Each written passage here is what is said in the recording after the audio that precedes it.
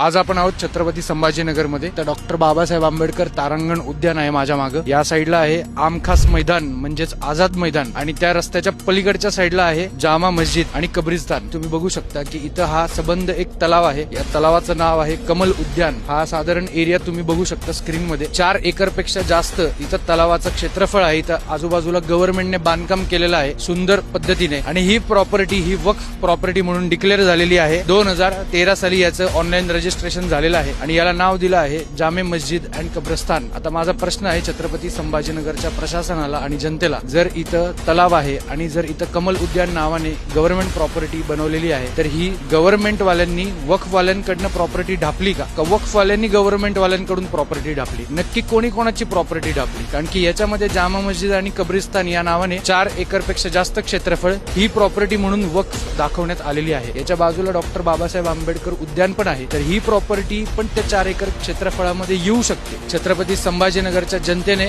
आता विचार करायची गरज आहे की तुमचं मैदान, तुमचं पॉन्ड हे सगळ्यात जागा वक्फ प्रॉपर्टी आहेत आणि आज ना उद्या तुम्हाला वक्फ बोर्डाला इथं भाडे तत्वावरती भाडं द्यावं लागणार आहे। जागा तुमची, भाडं त्यांचं, लक्षात ठेवा।